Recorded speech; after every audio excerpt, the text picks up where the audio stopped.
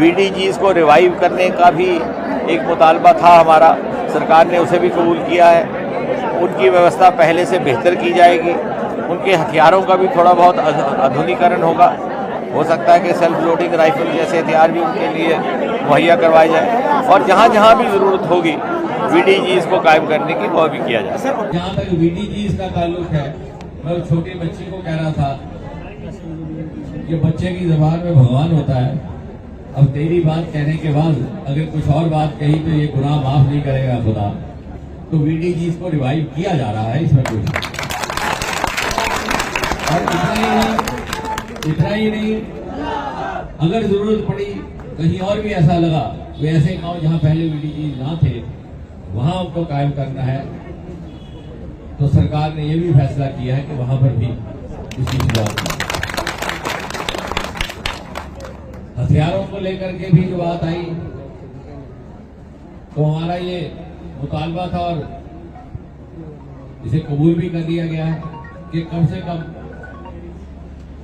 जो SLR कहते हैं, सेल्फ लोडिंग राइफल्स, वो हर सूरत में मुहैया करवाई है, वो दोबारा जाता है। और साथ ही साथ मुझे सरकार की ओर से, पार्टी की ओर से और सारी जनता की ओर से भी उन VDG के भाइयों का, उन मेंबरान का शुक्रिया भी अदा करना है। आपने देखा अखबारों में किस तरह से उन्होंने फौज के आने तक दहशतगर्दों को रोक करके रखा, और जिस तरह की कुर्बानी का जज्बा उन्होंने दिखाया, मुझे लगता है वो सिर्फ और सिर्फ इसी धरती से जन्म सकता था और कहीं से। और इसलिए हम सब इकट्ठे रह करके इस चुनौती का, इस चैलेंज का सामना करेंगे, और इस बात का एहसास हमारे दुश्मन ममालिक को भी है, इसीलिए वो बार बार शरारत करता और बार बार नाकाम हो जाता। और इस चुनाव के दरिया में इसकी खुराक में वो ताकत है जो हमें एक दूसरे से जुदा नहीं होने देती और ना कभी होने देती। पहली बार भारतीय जनता पार्टी के किसी कैंडिडेट को तीसरी मर्तबा लगातार लोकसभा का पहुंचाने का काम इस खित्ते ने किया।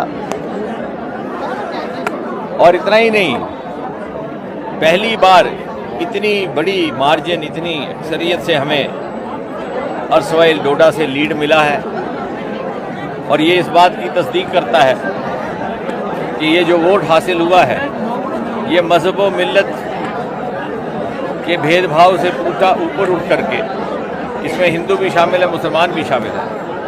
और ये शायद इसलिए भी मुमकिन हो सका कि गुज़श्ता 10 सालों में जो मोदी जी ने एक के बाद एक स्कीमें लाई, योजनाएं लाई, वो घर घर तक पहुंची, उसमें कोई भेदभाव ना था। अगर गैस का सिलेंडर देना था उज्ज्वला के तहत तो ये ना पूछा गया कि कुंबा हिंदू का है कि मुसलमान का है। अगर मकान बनाना था तो फरिश्ते कलेक्टर ने बनाई, जिसकी ज़रूरत थी उसके लिए बनाया गया, ज़ात कोई भी हो, मज़हब कोई भी हो। और इस बार भारतीय जनता पार्टी के मार्फत डोडा में हर तबके के लोगों ने भारी मार्जिन से भारतीय जनता पार्टी को वोट दिया है। दूसरा, मुझे ये भी कहना है कि पिछले गुज़श्ता कुछ दिनों में यहाँ पर कुछ नामुराद वारदात होते रहे, लेकिन हमने वो भी दौर देखा 90 की दहाई का, जब आतंक अपनी चरम सीमा पर था।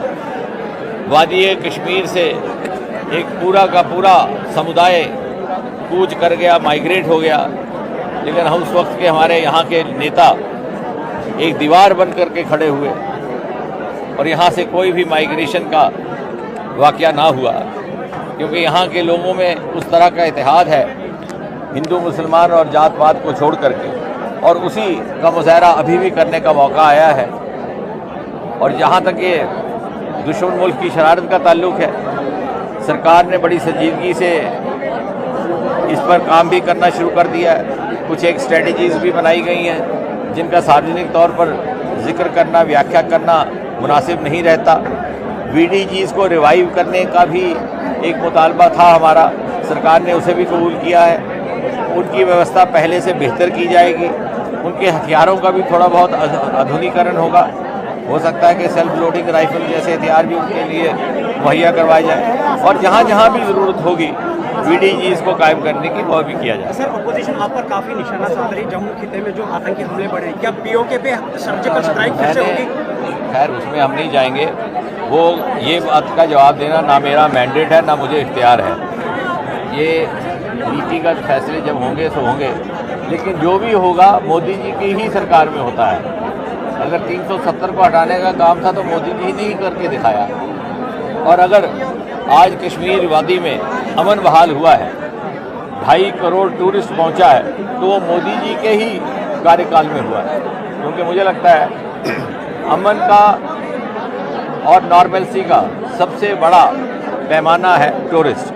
क्योंकि जब कोई टूरिस्ट अपने परिवार को लेकर के आता है, बाल बच्चों को लेकर के छुट्टियां मनाने आता है, तो वो किसी मीडिया के कहने पर नहीं आता, सरकार के कहने पर नहीं आता। वो फ़ोन उठा करके अपने किसी दोस्त से पूछेगा, अपने किसी कोलीग से पूछेगा कि भाई मैं ऐसे छुट्टियां मनाने आ रहा हूँ, क्या वहाँ पर स्थिति सामान्य है कि नहीं है। और जब उसे तसल्ली हो जाए तभी आता है। और इतनी भारी संख्या में जो टूरिस्ट दिख रहे हैं, इस बात की तस्दीक है कि उन्हें अब एतमाद है, कॉन्फिडेंस है कि अमन बहाल हो जाए। सर, VDG की डिमांड वेपन को लेके, VDG की वेपन को लेके डिमांड एक 3 मैंने उसका जिक्र